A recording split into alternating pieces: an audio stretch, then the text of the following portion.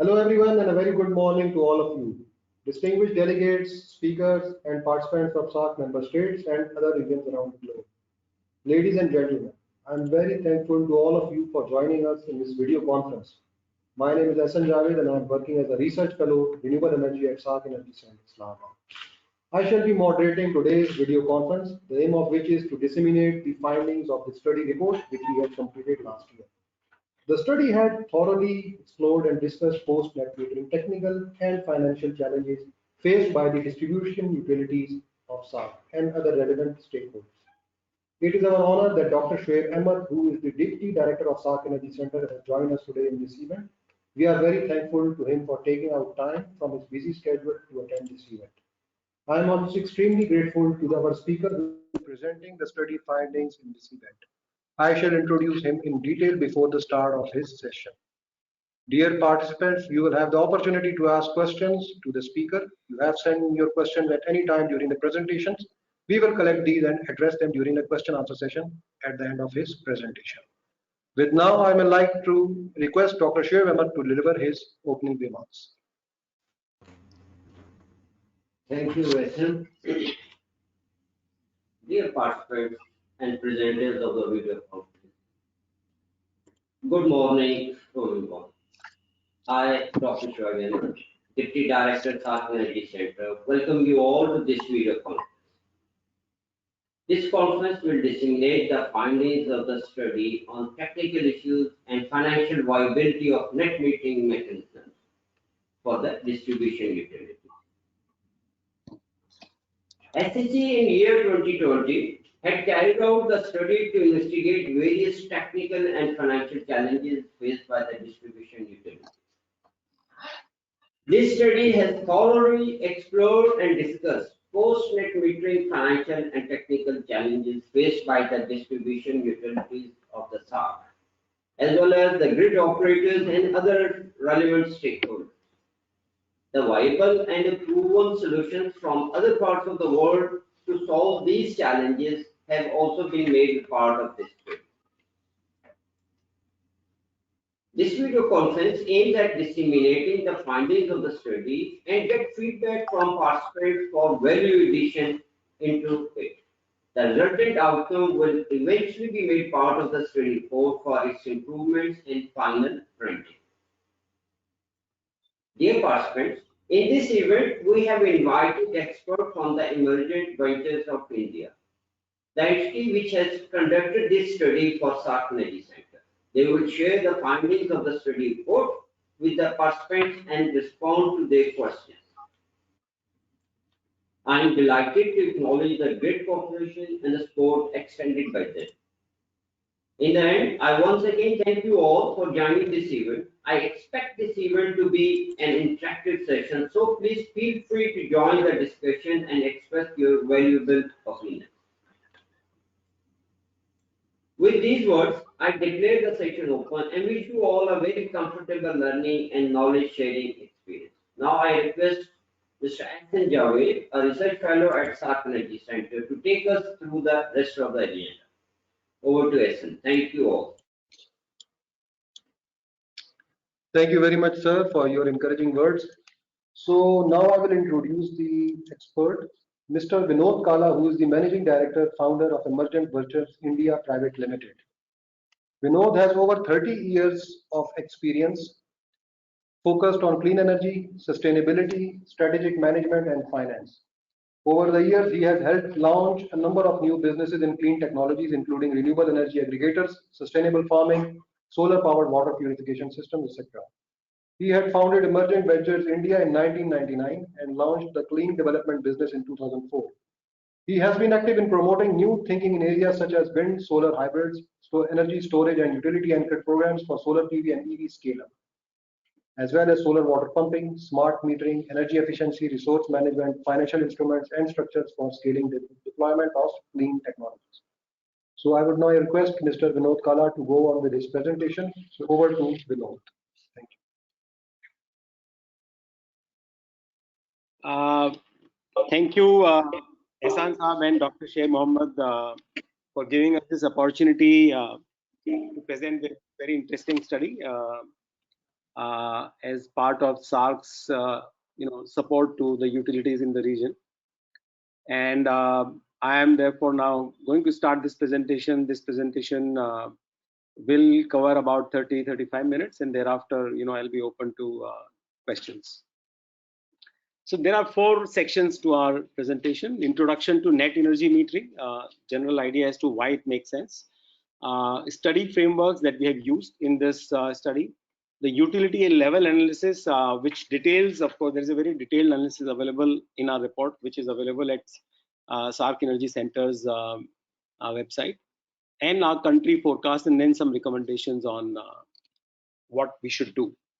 So I think, as most of the people would be knowing, net metering essentially is a method through which a house or an entity or a consumer can also produce energy, renewable energy, and can interact with the grid, and can be therefore, can take advantage of savings or can take advantage of revenue generated from such exports. And these customers and producers together are called prosumers, right?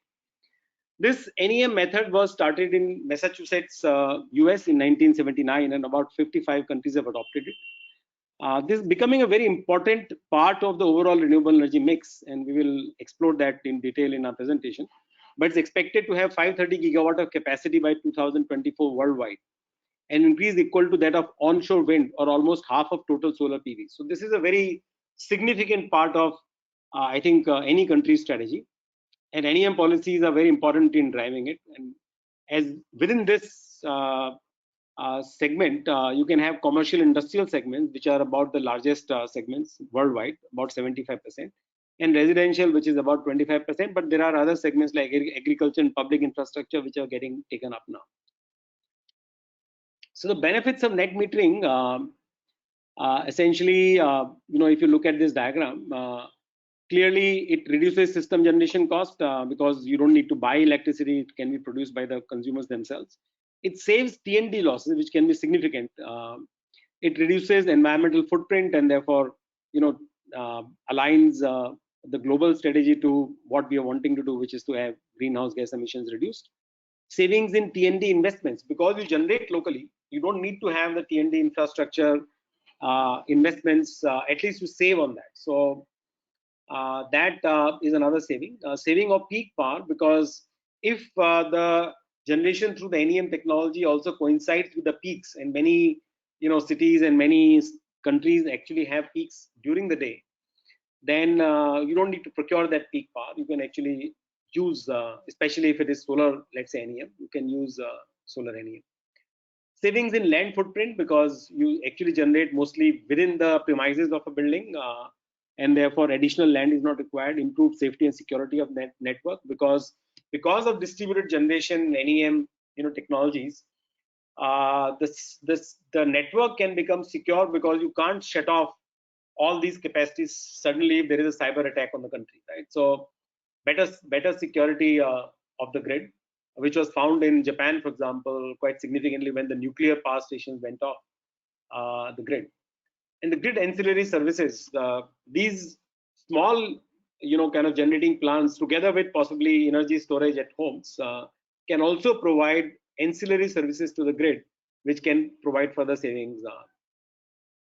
There is a negative perceived impact by utilities, and in fact, they think that sometimes initially, especially when the NEM is being introduced, there is a loss of customer, there is a loss of revenue, or it has been also objected that the benefits are only going to rescuers and investors at the expense of poor customers who are unable to invest in NEM. So if there are poor customers who can't invest in NEM, but rescuers and investors are actually supporting large companies, in that case, rescuers and investors seem to be making money. This is the perceived negativity, which is actually not true in the actual practice, and we'll see that. Benefits of net metering to the prosumers, it has become very popular now, especially last 1 year or so, in most countries, because cost of renewable generation, especially solar generation, is falling very significantly. So there is a reduced cost compared to what you get from the grid. There is a protection against inflation, because these costs are normally fixed for the duration of the project, which is 20-25 years. Reduce demand charges, because you can reduce the overall peak demand, and therefore demand charges can come down. Reduce environmental footprint. Many customers actually invest because also it is environmentally friendly. Potential optimization with EE. This is another interesting feature, especially with solar, which is generating in DC format. Data centers and many other, kind of buildings which have, energy efficiency measures which are possible through use of digital the DC loads. You can actually have a lot of optimization with EE as well, and improved energy security for the customers as well. So these are the reasons why it is becoming extremely popular. Now, what we are actually outlining in a study is what we did was we reviewed NEM, the net energy metering, in benchmark states, and we identified, three states in Germany, Italy, and Denmark, and also in US we took California and Hawaii as interesting states, and we also took Singapore as a benchmark states as far as Asia is concerned. We assessed NEM in the SAARC region. Therefore, what is happening in the SAARC utilities, India, Pakistan, Bangladesh, Sri Lanka, they were covered in detail. And of course, we also did some analysis for the remaining countries of SAARC like Bhutan, Nepal, Maldives, Afghanistan, etc. And we then assessed the potential penetration of what can happen in net energy metering in these countries based on the current policies and what they're trying to do, and recommendations. Then we have made some recommendations. So this is our basic structure of the framework. Now, key components of NEM mechanism and benchmark practices. So this is how we have structured our thought. There are technologies. Of course, NEM is not necessarily only solar PV. It is solar thermal, biomass, biogas, geothermal, wind, hydro. And many of the SAARC states also have employed a generic definition of net energy metering. But obviously, solar PV, because of its ubiquitous nature of being able to apply, doesn't require too much of space. Roof can only be properly used. There are many reasons why solar PV is the most dominant, almost 95% plus, 98% plus kind of used technology. Also, energy storage and fuel cells could be combined into net energy metering mechanism as the maturity improves. The system sizing, minimum in most of the cases worldwide is about 1 kilowatt, although many countries in Asia have gone for 500 watt as well. Maximum capacities could be 10, 100, 1,000 or 10,000 kilowatts based on what technologies and which particular countries you're working with. Grid capacity linked, there is another feature which is how much of grid capacity could be allowed in a distribution grid to be served by NEM technologies. So initially about 15% is normally allowed, but you can easily go up to 100% as a lot of grid flow studies say. There is Hawaii, for example, uses another parameter called daily minimum load, which is the actual net load which is available in the grid during the daytime, and what could be the overall percentage time of the grid. So it could go up to about 200%. Hosting capacity assessment based. And then there are countries which are actually using no constraints. So if they allow maximum available, whatever can be generated in the site, they're allowing that. Compensation mechanism, there are 4 types of basic compensation mechanism. Net metering is one single simple method where the exported electricity, when you are not consuming as much from a prosumer, goes into the grid and gets imported at an appropriate time whenever the generation is less, and you are billed only for the net consumed. All buy all sell is like gross metering mechanism. In India it is called gross metering, where the generated electricity entirely is sold to the grid at a defined price, and you get a kind of a set off against that. Time of use pricing is another mechanism where it's a slight variant where, based on the generation profile of the technology, at the time at which you generate, the pricing of electricity is carried out accordingly. And this is another method through which you are given the credit. And then there is a net billing approach where whatever you are consuming is, of course, you are allowed to consume, but whatever you are exporting is credited at a particular price, and then you get a set off in your bills. The exports are valued at a fixed price, therefore. It could be based on feed-in tariffs, retail tariffs, average pool purchase price percentage, average cost of the utility, auctions. These are determined in Europe by auctions as well. Energy exchange prices have been used in US as well as Europe. And then this concept of value of distributed energy resources, net value of distributed energy resources, which is now currently being used by many countries because they feel now that NEM technology should be supported based on their actual value rather than just incentivizing. So this is also a method that is being used. Business models, capex model, where you actually entirely invest, the consumer invests in the capital expenditure on NEM. RESCO model, which are renewable energy supply companies, where somebody else invests in the system and the consumer gets either a PPA or a guaranteed savings kind of a framework, or a shared savings kind of a framework, lease or roof rent kind of a model. Utility anchored business models, where utility plays an important role. They aggregate demand, they aggregate sometimes as EPC aggregator, they act as super RESCOs, they act as payment assurance providers or on-bill financing. They provide very different and useful roles, and a lot of experience in these models is being generated in India. Community owned, where community comes together, 100 customers come together, set up a facility somewhere within the city or community line, and then they get the credits. So this is a community owned business model as well, which is happening. And this is supported by group or virtual net metering frameworks, which in detail you will find in a report as to how this is being done. Then there is the NEM process manually. So NEM process essentially is the way applications are made and how their sanctions is granted by the utility. So there is a complete manual process. A lot of countries begin with that.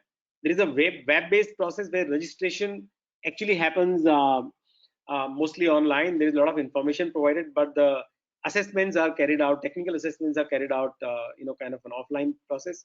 A completely automated process where up to a certain size of systems, entire assessment is carried out online using tools and based on submitted data from either the vendor or the customer, and then they are verified sometimes for larger sizes by offline verification. Automated and operational controls is another one, where completely automated process there, and then we have operational controls where the utility can actually connect with the inverters in an NEM and make sure that the output is controlled to ensure the voltage and frequency synchronization. So Hawaii, for example, is a very interesting case where now they're moving over to operational controls, completely automated. Singapore is some such example where this is happening. And then policies and incentives support this. So merit order dispatch in most countries, actually they allow the NEM technologies to be actually dispatching on a priority basis. Taxes on fossil fuel based generation are used. In India, it is used based on coal, which is then used to fund the support of NEM. Capital subsidies, generation based incentives, cents per kilowatt hour, dollar per kilowatt hour, rupee per kilowatt hour kind of basis. There are renewable energy credits. There are feed-in tariffs, which are very attractive. Europe actually used a lot of feed-in tariffs. Japan has used a lot of feed-in tariffs, attractive feed-in tariffs. Then a variant of feed-in tariff is special tariff premiums, premium over exchanged energy, adders, additional advantage or cost waivers that are given to NEM technologies, investment tax credits or tax waivers, and then low-cost financing of different kinds. So these are the various practices which we studied in the countries, and we will discuss it in detail. Value-based pricing of exported energy is a very interesting model, which I think most countries will begin to shift. US, actually about 21 states within US actually are shifting to some kind of value-based pricing, and Singapore is using net value added. So here what you do is you actually have the energy value, which is what you are buying the electricity at. Then you add a capacity value for the NEM technology. You add an environmental value of carbon credit kind of value on this. You add a distributed resource value. You add a location specific resource value where the TND benefits actually can be, transmission distribution benefits can be accounted for. And there is a community value for special communities. There is an additional added value that utilities are willing to look at. And then there are charges where the use of system charge, there is a cost of spinning reserve to support the variable renewable energy capacity, cost of regulation reserve, and therefore at the net of it, net value of distributed energy resource or NEM that we are saying. And this is a framework that now could be used increasingly worldwide. There are phases of NEM evolution. In the launch phase, normally the cost of NEM energy is greater than the grid tariff, and therefore the customer needs incentive to kind of support it. There is a transition phase where the net metering LCOE, the levelized cost of energy, is less than the grid price. and therefore people start to adopt it anyway.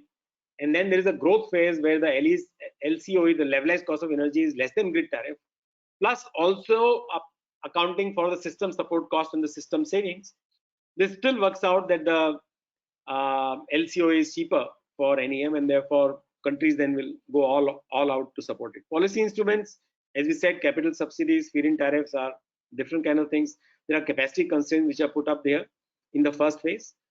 But in the transition phase, mandates come apart from the initial policy. So you actually decide to say that, okay, this particular utility should have so much of, generation through NEM. You can put those kind of mandates. You can put mandates on large sizes houses or large size businesses that you have to buy so much of energy through NEM. Tariffs are close to avoided costs. Aggregate public building programs and utility incentives and capacity constraints are relaxed. In the growth phase, you actually move to VDR or NVDER framework, as we discussed. Support by battery storage is permitted entirely. So battery storage can be made part of this. And the control is only on the injected power into the grid.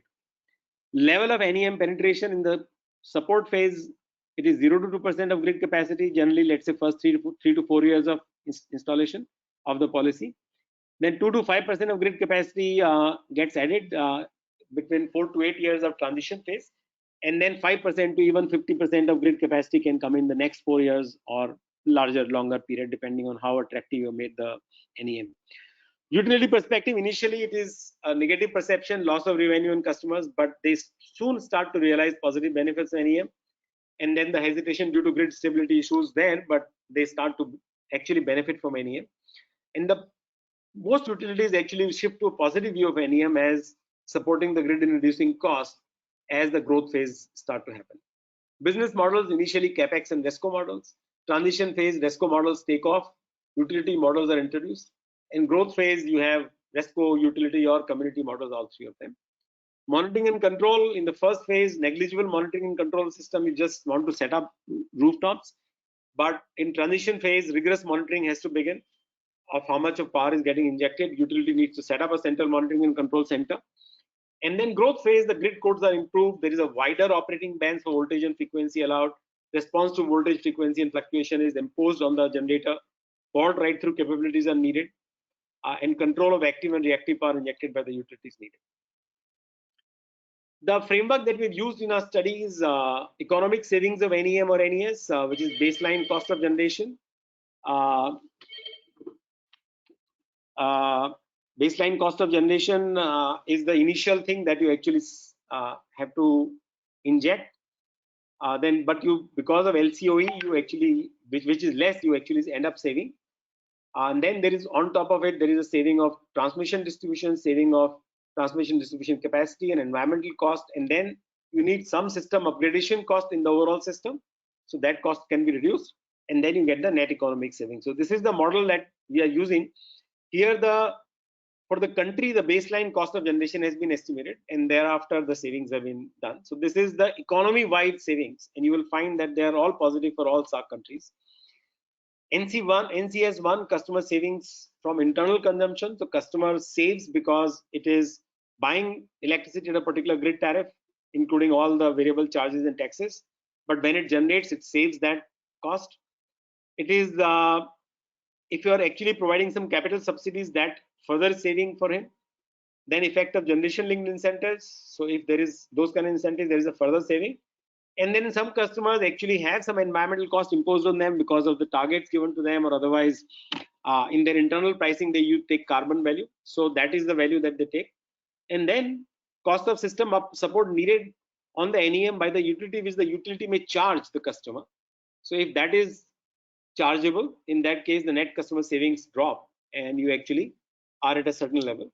But there is another saving, that if whatever you are consuming your saving. But if you are exporting to the grid, even there, if the price for the tariff paid on the surplus power exported is good, at a good level, and the LCOE, the levelized cost of generation, is less, in that case, there is another additional saving on the net exported surplus that the customer is exporting. So there are two levels of savings there.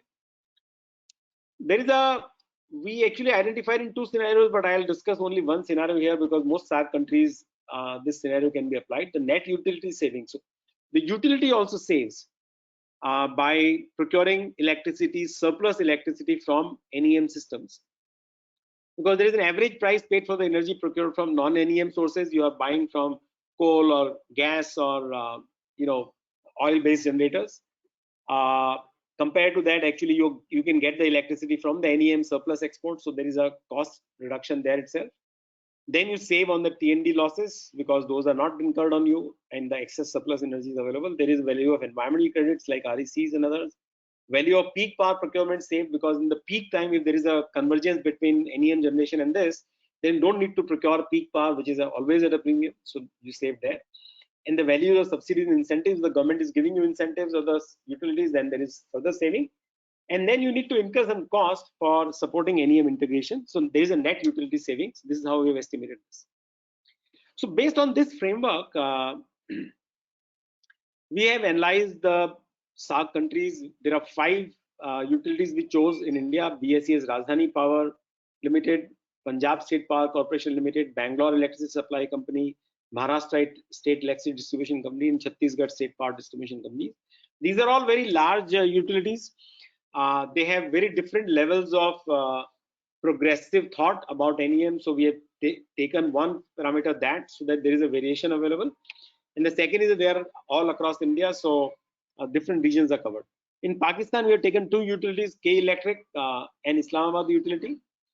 And then Bangladesh, we have taken Dhaka Power Development Corporation, which is power distribution company, which is operating in Dhaka. And then there is Sri Lanka Ceylon Electricity Board, CEB. The framework of analysis for utilities was that we analyzed their NEM policy and implementation. We looked at the financial and economic savings for them, the technical analysis, how prepared they are in the business models and financing ecosystems used by these utilities or within the region. The stakeholders consulted were utility officials and other experts.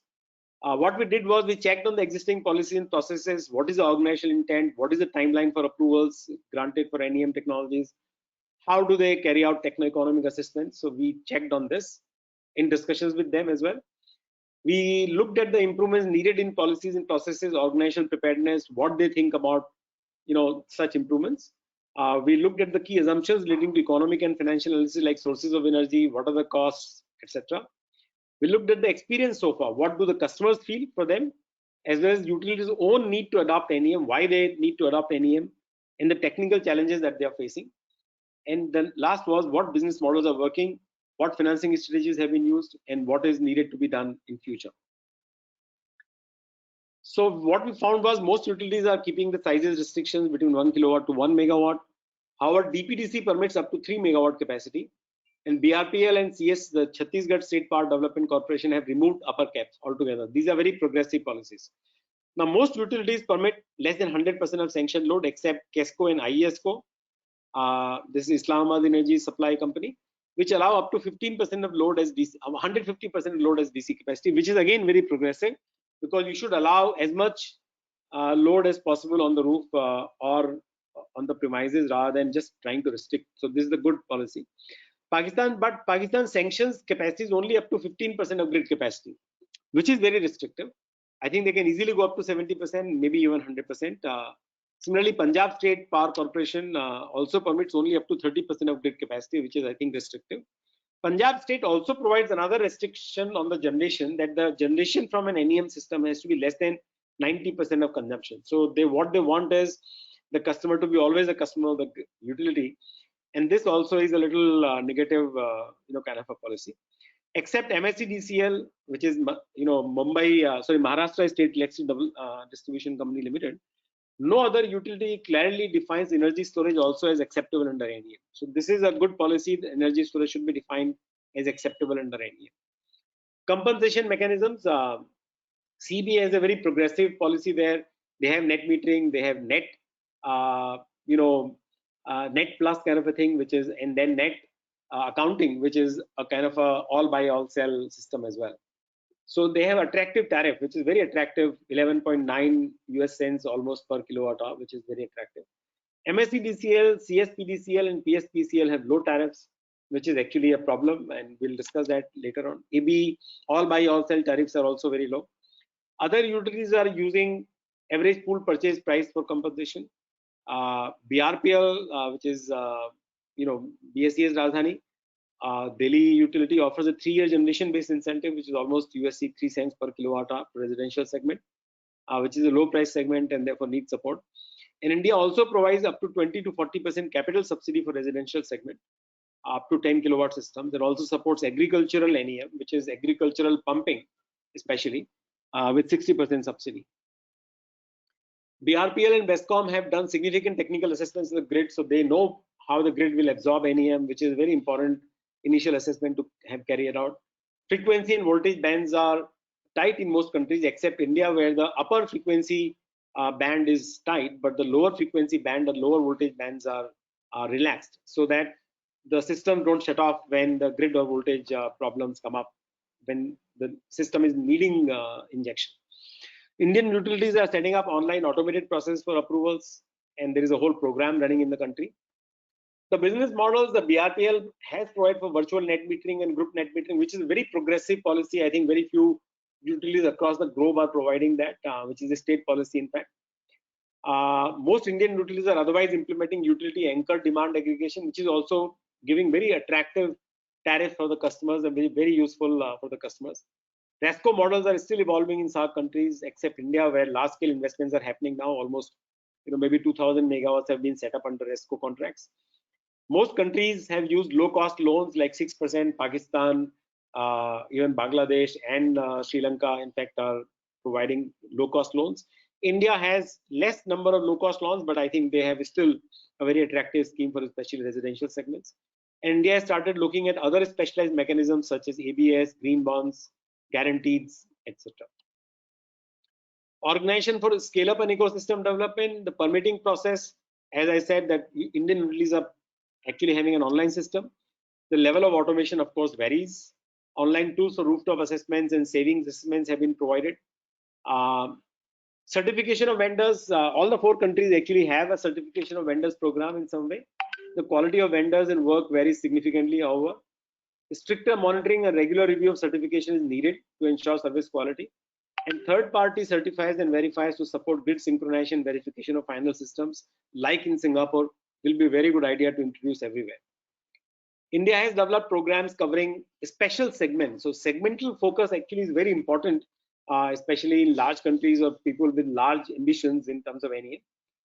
So they have programs for public buildings separately, railways, schools, universities, public health facilities, defense infrastructure, airports, telecom towers, petrol pumps. They have special programs in each of these segments, and therefore, faster takeoff is happening.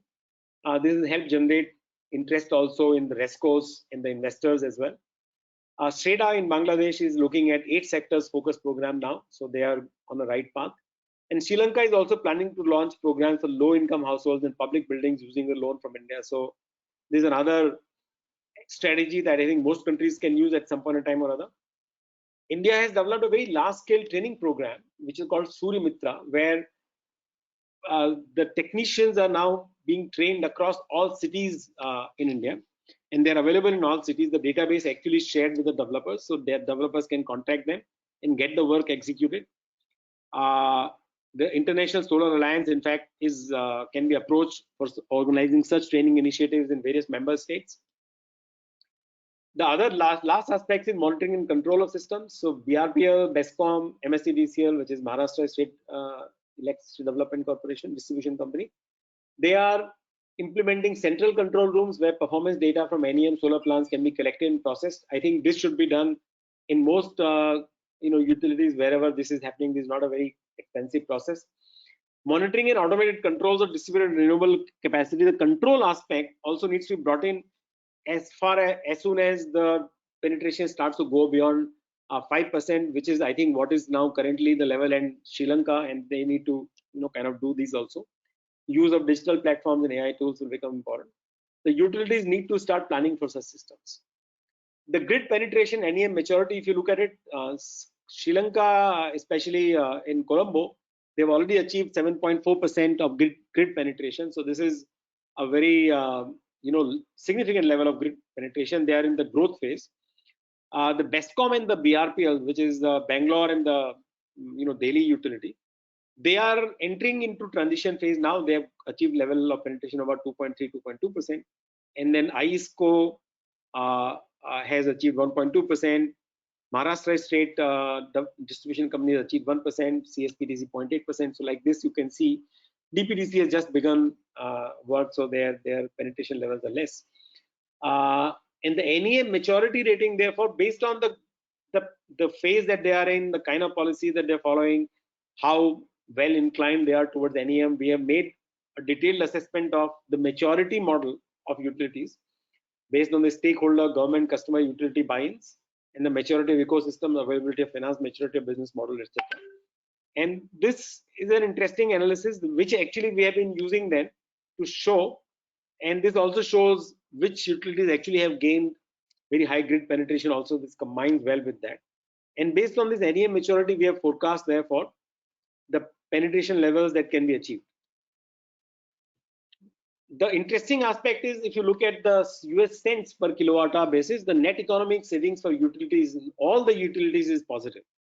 So this is very interesting, that your actual generation cost today and the savings which are there in the T&D system and otherwise, for new capacities, all these SAARC countries are actually planning new capacities significantly because their energy demand is growing. And the new capacity cost of generation will always be higher than the NEM cost that you are actually getting. So there is a clear net economic savings, and government is going to save in all the cases. The government should therefore incentivize adoption of NEM. The net customer savings picture is slightly variable.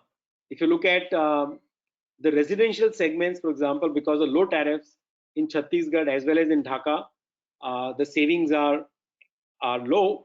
Also, the cost of generation in Dhaka, for example, is slightly high because of the kind of resource that they have. Similarly, agricultural segment in Dhaka is slightly negative in terms of the policy that they have. Whereas in other cases, India is trying to promote agricultural use of NEM as well. If you look at the commercial segments, they're all positive everywhere, and you end up saving as high as almost 9 cents per kilowatt hour if the customers are allowed without any restriction. In Mumbai, for example, Maharashtra, MSEBCL area, or in Delhi area, or in Bescom also, about 5 to 6 cents savings there. So clearly customers are benefiting a lot. The net customer savings on exports, because some utilities actually have negatively oriented policies towards exports of grid. So for example, in Maharashtra, the policies on the exported energy is resulting in negative benefits. Similarly, in Dhaka, the exported electricity doesn't get compensated so well. But in other areas like Sri Lanka, in K Electric, in ISCO, which is Pakistan, in Delhi utilities, the exports are also very beneficial, and therefore we should, or the customers would, set up as large systems as possible for exports. The net utility savings also are positive in all the cases. Of course, this depends on what is the cost of generation and what is the cost of generation through solar, for example. But in Mumbai, in Bangalore, in Delhi, these costs are pretty attractive, and the utility will save on each unit of electricity bought on surplus energy. So the general, I think, comment that we want to make is that utilities should not try to impede the generation of electricity through NEM. They should actually promote this, because they are also saving, the customers are also saving, and of course, clearly the economy is saving as well, looking at the current policy.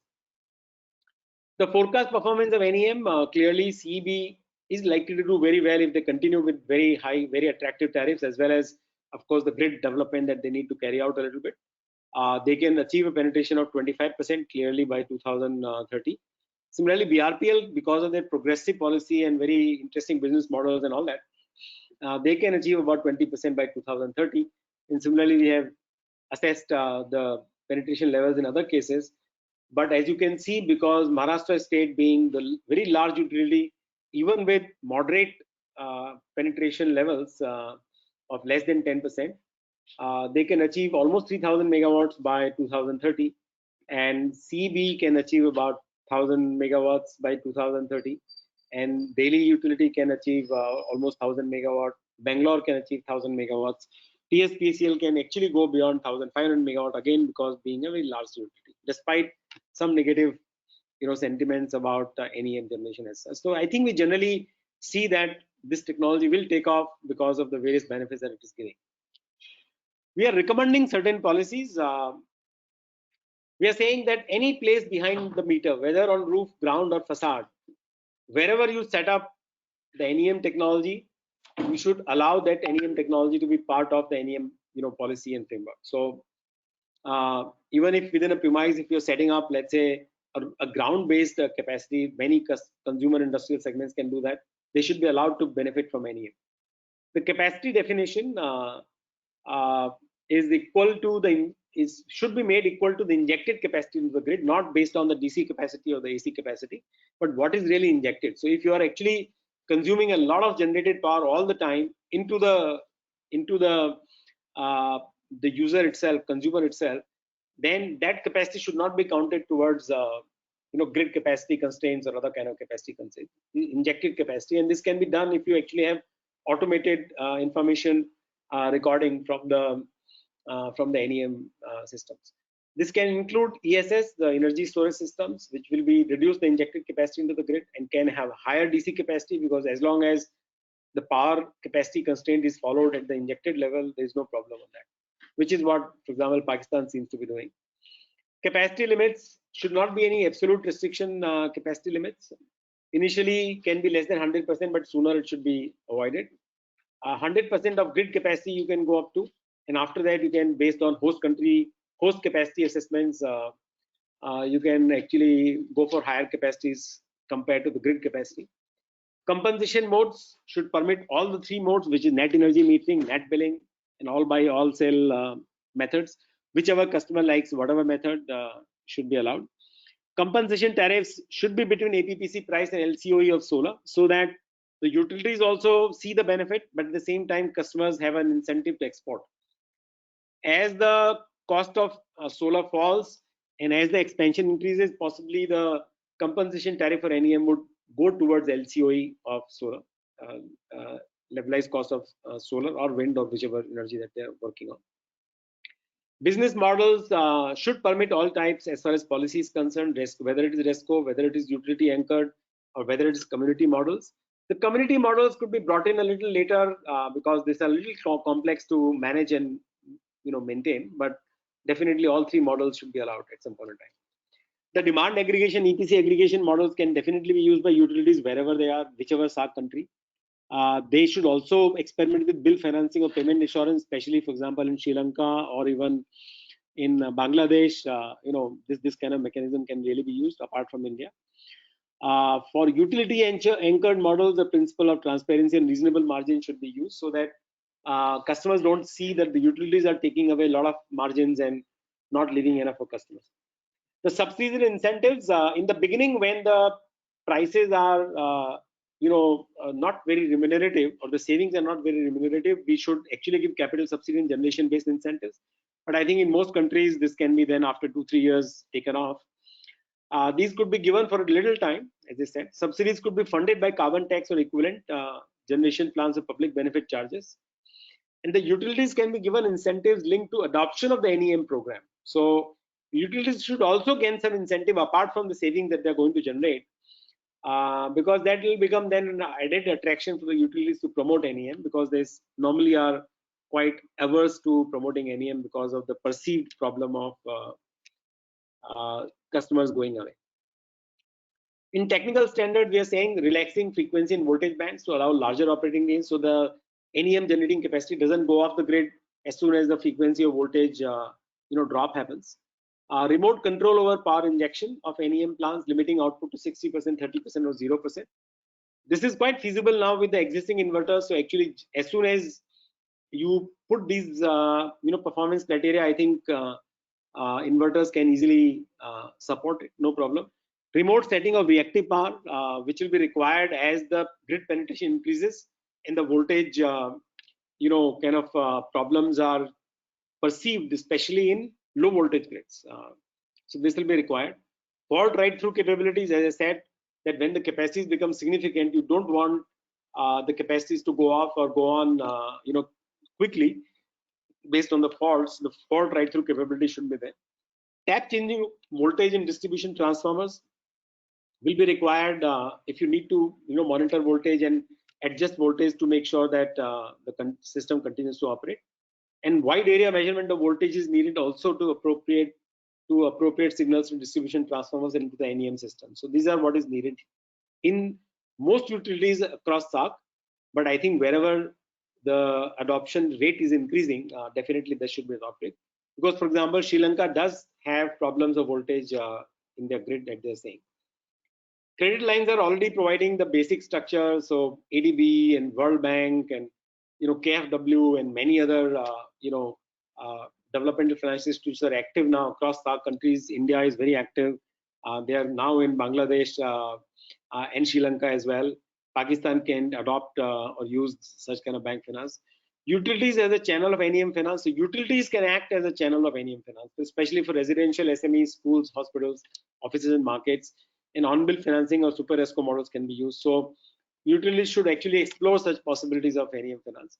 Bundled finance or priority finance norms.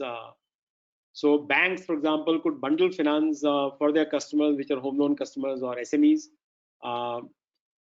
And because they're already existing customers, the approval times can be very good. So this should be encouraged. Refinancing of debt for operating portfolios through bonds. So India is exploring this because there are already large-scale loans which are available. They can be supported by green bonds for longer time frames or asset-based securities. Risk mitigation products like partial risk guarantee funds can be very useful in taking away the initial risk perception, especially in countries like Pakistan, for example, or Sri Lanka or Afghanistan, for example. Partial risk guarantee funds could really be used or supported by ADB and other kind of banks. Warehousing facilities, which are providing funds to the developers or the EPC contractors. When the contracts are in place, then they can finance directly and on the portfolio, and they can release the funds to the developers. And Islamic finance products, which are very akin to leasing or deferred payment products, can be used in countries like Maldives, countries like Pakistan, or Bangladesh, Afghanistan, because a lot of Islamic finance can flow into these countries. NEM application process, high degree of automation is needed. I think clearly everything should be put online, including data on locations and the customer premises, meter numbers, all that. Display of important grid details such as NEM capacity is already sanctioned, waiting for sanction. What is the capacity of distribution grid? So the customers, when they look at an application, they know that they will be given approval or not given approval. Assessment tools of size savings of financial availability should be put online. In principle, approval based on online assessments of design submitted should be practiced very soon, so that times can be shortened and 7 to 15 days time for approvals can be given. Only for larger systems you could have more verified this thing. These vendor-based approvals actually are being practiced in Hawaii as well as Singapore.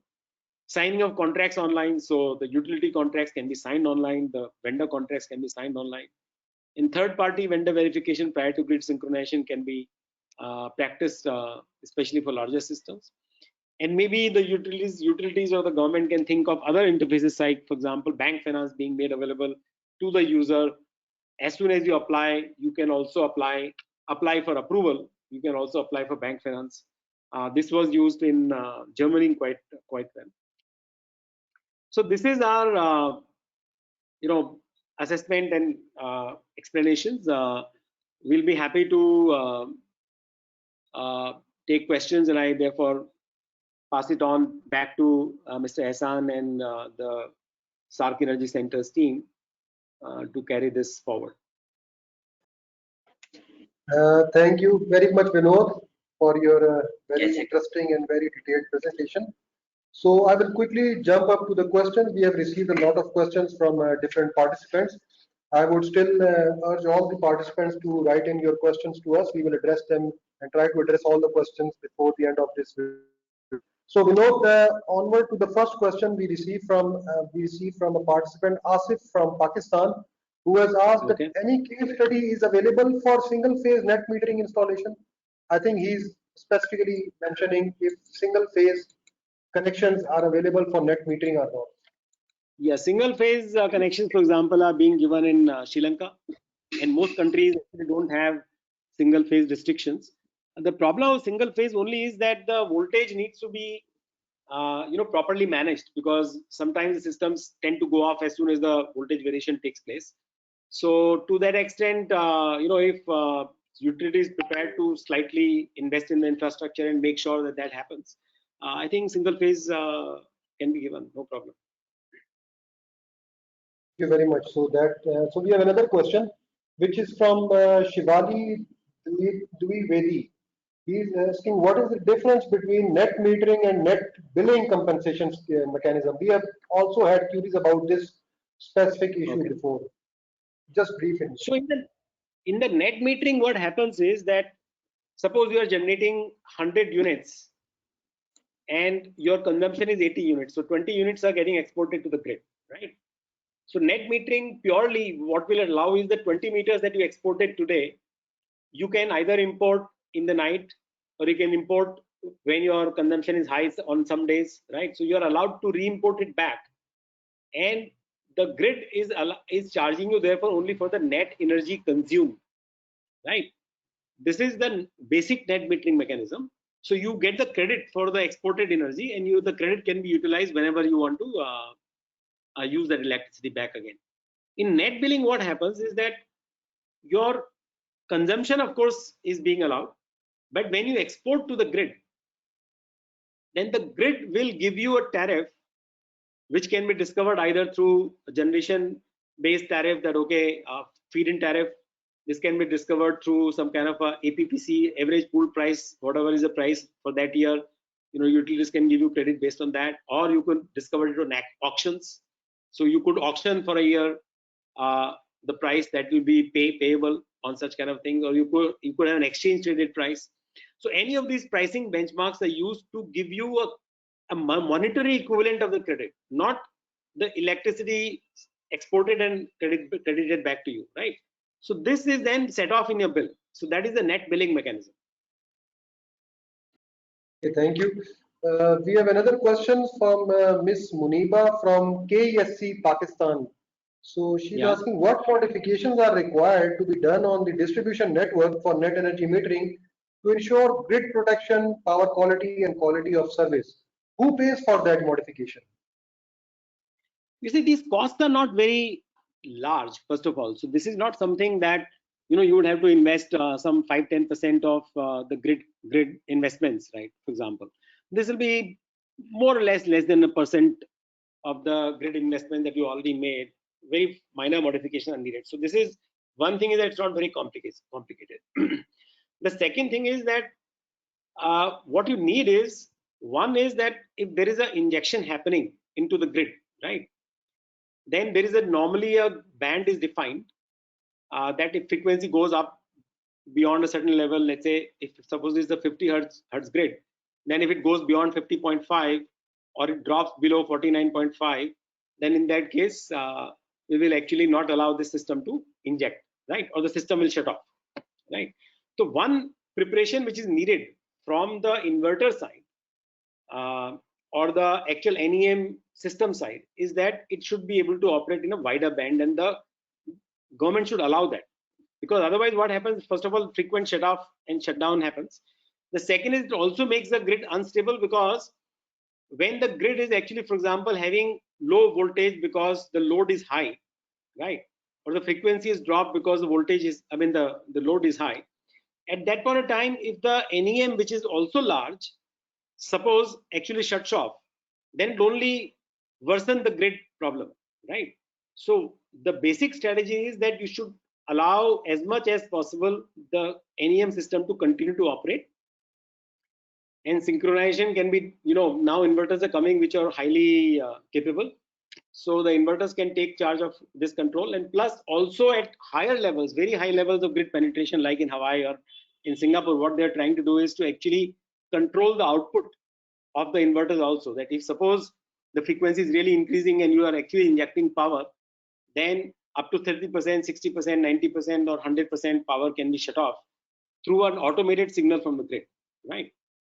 So those kind of so you need to then invest in the control center, which is actually getting information about how much is being generated in the frequency and the voltage in different parts of the grid, and can shut off locally or otherwise in the overall grid various capacities based on what is required. So that kind of investment is needed. Voltage tap change of voltage, essentially is some kind of control is needed on that as the penetration increases, which is not very significant. So these kind of changes are needed, which we already outlined in a report. If you want, you should look at our report in detail based on what kind of standards are also being used worldwide. So this is how it will be done. Questions from the same lady. She's asking that technically, what should be the maximum cap for PV injection on distribution grid to keep the network operating within the technical limit, and on what basis? So, in India, a lot of modeling has been done, and I have seen similar modeling having been done elsewhere as well. Up to 70% of grid capacity, I think in any grid there is no problem. So, so the total NEM capacity within that particular distribution grid, up to 70% of grid capacity is no problem. Up to 100%, one can allow with slight modification in terms of like voltage changing of voltage in the transformers, right? With some kind of adjustment there, you can actually go up to 100%. Is not a problem. So in India, in fact, most of the cases they are actually going up to 100%. Beyond that, you need to make an assessment of how the NEM generation is taking place, what is the actual sizing and various resources available in the grid, and then you actually make a hosting capacity assessment, which is normally done every month, 2 months, 3 months, depending on frequency, and then you can actually go for higher capacities as well. So there are grids which go up to 150%, 160%, because fundamentally, if your peak load, let's say, and the generation is, let's say, coincidental at least in the daytime, right? In many cities in SAARC countries, it will be like that, because heat and the AC loads and the generation actually go up together. In that case, you can really go up to higher capacities, because in the night anyway you're not generating, especially solar. So that will be then specific to each grid, but up to 100%, 70 to 100%, I think you can easily go. So 30% or 15% limit in Pakistan actually is not really needed. Okay, thank you, Vinod. We have a question from DPDC Bangladesh. His name is Ashish Kumar. He's asking, there's about 3 megawatt of solar is already installed. So Correct. Is it by the consumer or the private sector?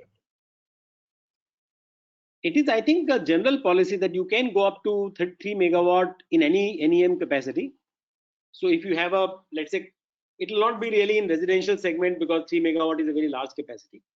But it could be on public buildings, for example. It could be on airports. It could be on commercial industrial segments. You have large garment factories. They could go beyond 3 megawatts also. But up to 3 megawatt currently it is permitted as per policy. We have another question from Bangladesh. Sorry, not from Bangladesh. It's from PPIB. Isa from PPIB. He's asking, please let us know if there is any cap by the DISCO with respect to the maximum number of net metering consumers to be entertained for a specific period. Numbers, I have not seen any constraint ever been put. I think it is all limited to the grid capacity or the sanctioned load that you are being permitted, right? So number constraint, I don't think anybody has put, but there is a capacity constraint that less than 500 watt, for example. There are certain countries which don't allow. I think Pakistan also doesn't allow less than 500 watts, or Afghanistan doesn't allow less than 500 watts. But numbers, I don't think there is any constraint, any policy I have seen. Thank you. So, we have a rather query from one of the participants. He's saying that since Sri Lanka has been going so good in net metering, so there has been some talk about whether Sri Lanka is reversing its decision on net metering and it is going to opt out of net metering in future. So, in your knowledge, have you heard about anything like this before? The only thing that we have heard from the users and the experts and even the utility there, that they had a very high tariff, which was, I think, Sri Lankan rupees 22 rupees per kilowatt hour kind of a tariff compensation that they were willing to provide across all the 3 formats of compensation, which is either net metering or net billing or net plus kind of a scheme, right? Now they're reducing that, but I think that reduction is quite justified in my opinion, although I think a lot of customers may feel otherwise, so I don't want to put it like that, but definitely the cost of generation that we estimated in Sri Lanka, even for smaller systems, is much lower. And even at, let's say, 2 or 3 rupees reduction that they're planning currently, they will still leave a lot of benefits to the customers. So I don't think they're doing anything else, except also that they are now conscious of, in the low voltage grids, they are having these problems of grid injection and sudden up and down, especially when during rains. So when the clouds come, suddenly the system go up or down, right? So control problems are being experienced, for which I think they need to upgrade their system a little bit. But I don't think they are planning to come down, because Sri Lanka actually is going to save a lot. Their economy is going to save a lot if they actually went for solar. So they in fact are now going for floating solar and some other kinds of investments also distributed across the grid, because they have a lot of ponds and they want to have similar kind of a policy, let's say, for floating solar as well. And yeah, so I don't see any reason for them to go back. Okay, thank you. So we have another question from Mr. Aleem, who is from CPPA. This is the Central Power Purchasing Agency in Pakistan. So he's saying that how are the utilities saving via net metering? And secondly, how can the excess capacity problem be affected by net metering? To give you a little bit background, in Pakistan, there has been talk that the generation side is too much right now. We have excess capacity currently. And with that in mind, what do you think it would have an effect on net metering in future? So, what we did was, we did a modeling based on because Pakistan is actually also going for large capacity expansions. So although you are saying that there is a surplus capacity, Pakistan is going for large capacity expansion. That is one thing which is happening. The second thing that we find in Pakistan is that there is a transmission distribution capacity constraint. So despite large generation, you still have a lot of problems in terms of shutdowns and the grid not being made available or the power not coming, right? Especially in distribution areas. So there is a lot of these problems as well, right? So from customers' perspective, clearly, even if they invest in battery system plus solar, this might work out cheaper because at least they will get electricity. And we looked at the average cost that the utilities are currently buying, right? So we compared the utility savings based on the current cost of purchase the utility is actually having, right? So any surplus also would be accounted for there, because fundamentally their existing cost, which is I think about 11 or 12 rupees, Pakistan rupees per kilowatt hour, that is the baseline, and against which we are saying what is the cost of generation from solar, and that is still coming out to be 8 or 9 rupees, right? So if there is a surplus power available and I am buying power at 12 rupees, rather than buying at 12 rupees, can I buy at 8 rupees from the surplus power exports which is being generated from NEM, right? Plus I am saving on the transmission distribution costs and losses, and therefore generally I think it's a positive scene for utilities. So in our assessment, it makes sense for utilities to even dare to go for NEM, and customers are of course saving clearly, no doubt. Thank you very much. So we have another question from Mr. Amjad Islam. He is from the PESCO utility in Peshawar, Pakistan. He's asking that utilities that are facing high loss due to theft are buying back the power that is not utilized in the system. NEM penetration is seen more than those areas where paying customers are switching to NEM. On one hand, utilities are losing loyal customers, and on the other hand, high loss areas are restricted from utilizing this solar energy. What compensation method can be used to create a win-win situation for the utilities and prosumers in this scenario? So, this is a problem, if theft, so these theft areas are the areas where why is system not being implemented? What is the reason? I don't know. But if suppose the reason is that these are low voltage areas, or these are, grid areas where NEM will cause some problem, I don't know what specifically will be the problem. But if that is the case, then I think that problem possibly will need to be solved by actually preventing theft, rather than being able to find a method to support this, because theft prevention independently should be carried out by utility to make sure that you don't get into trouble, right? But otherwise, I think general sense of our assessment for Pakistan utilities is that their average cost of purchase is higher than the cost of generation, and therefore surplus generation that is being generated should be bought by the utilities at a reasonable price, and then they just allow this to happen.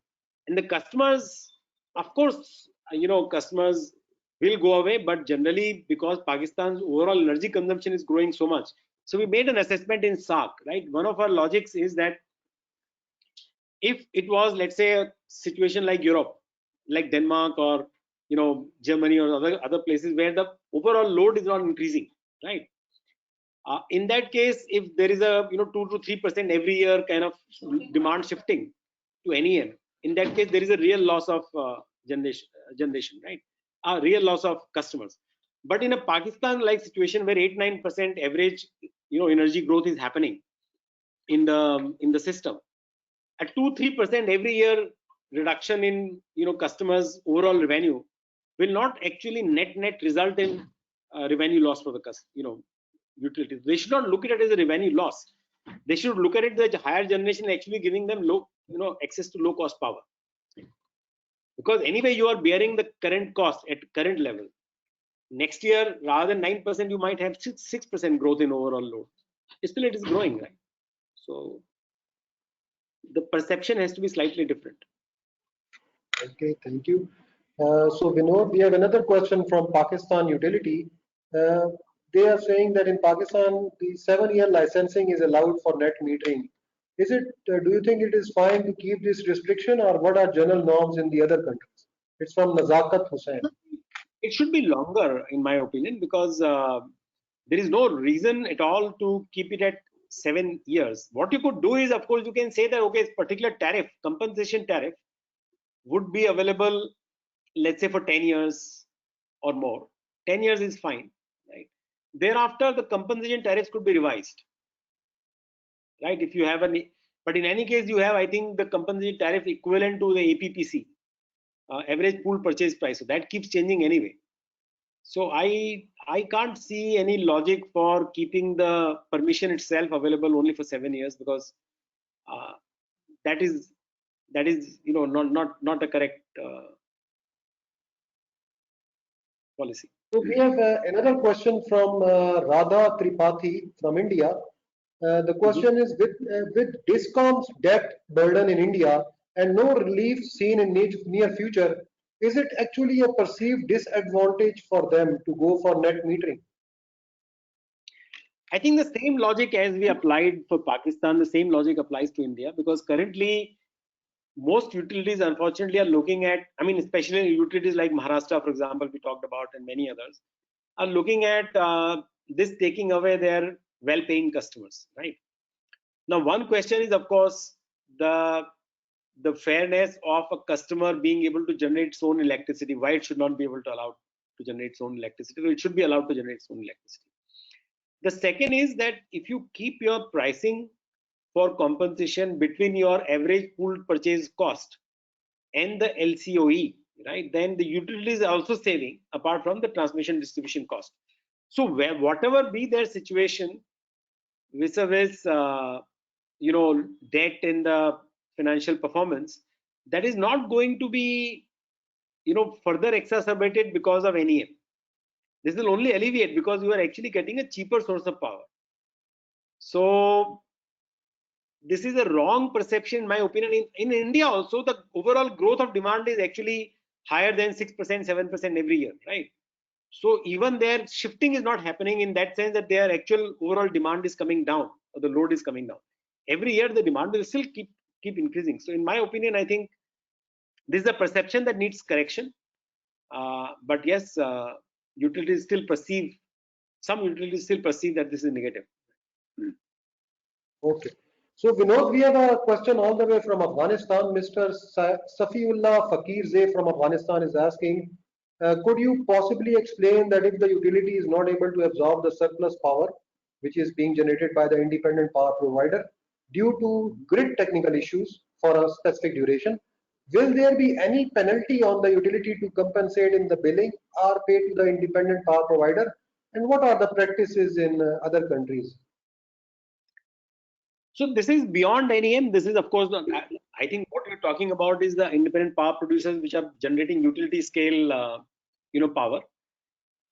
So if normally in India the best practice actually is, although it varies from state to state, is that if the state is buying power, then they are currently willing to actually also provide demand, some beam generation benefit, which means that if it is not absorbing, if it is not taking off that power, it is still willing to pay you for it, or not pay you for it entirely, but pay you partly for it, right? So there are these variations in policies, but there are some states which don't pay. So this is also true that there are some states which don't pay at all. If you're not able to absorb, they simply ask you to shut down.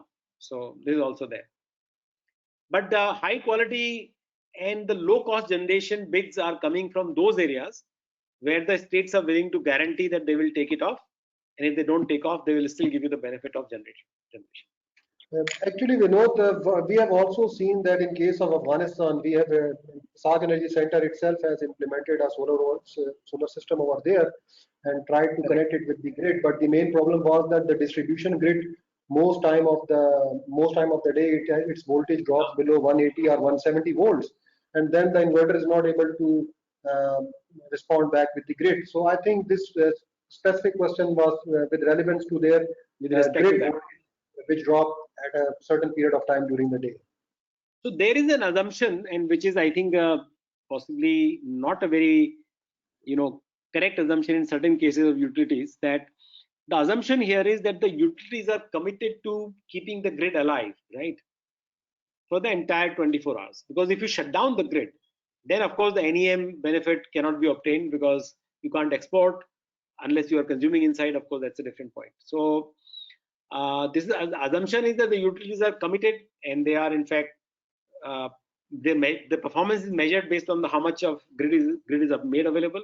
In India, in fact, they are making this a requirement now for the grid to be available 24/7 with a certain default rate applied, but it has to be made a mandate. They have to work on their voltage levels by themselves. So we have another question from Pakistan. It's concerning your presentation. In your presentation, you were mentioning something about the taxes on fossil power plants for funding the incentive schemes for NEM in India. Could you explain a little bit about that particular thing? What they are currently doing, they are not on the generating plant, but there is a 2% tax on coal, right? So there is this coal, I think it's about 50 rupees a ton, I think, not 2%. So this coal cess actually goes into a fund, and that fund can be utilized for any kinds of clean energy activities or some other kinds of programs of government. But government can use this also to support utilities and other initiatives. So they actually have this fund available. A similar kind of a charge could be provided in other countries also. That if you're using coal in any process, whether it's for power generation or for cement or some other process, just a small levy can give you a lot of money available for supporting some of the incentives, the utility upgradation work and all that. So thank you very much, Vinod. So we have another question from Pakistan, Asif Farid. He's asking that you have mentioned in your report about the battery storage of a specific utility in India. They have allowed it, or something like they are planning to allow it. So is there any report available for NEM systems included with battery storage? you see, the fundamental idea of battery storage in NEM system is that it will actually allow you to consume electricity as much as possible within the system itself, right? So if I am using battery, therefore I am consuming more of electricity within my premises itself, right? So that reduces the basic power injected into the grid. Currently, the Maharashtra State Electricity Distribution Company, which is permitting energy storage, is only permitting the energy storage to be used along with the NEM system. They are not giving any special benefit or anything, but it is useful So technically it is useful because the power injected into the grid is less. The power fluctuation can be managed very well by the NEM system. So it is a more stable, grid support available. And at some point of time, when the grid evolves, and if it can control even the battery, then it can actually, give you a service charge whenever grid requires support from behind the meter batteries. It can pay you services for grid and ancillary services. So that in India it has not happened yet, but India is looking at ancillary services from distributed energy sources, and some policy may come up at some point in time. So Vinod, I guess we are getting short of time, so we have already addressed most of the questions. So with this, I may like to conclude our video conference for today. Thank you everyone for attending today's session. We had listened to an excellent presentation delivered by our distinguished presenter.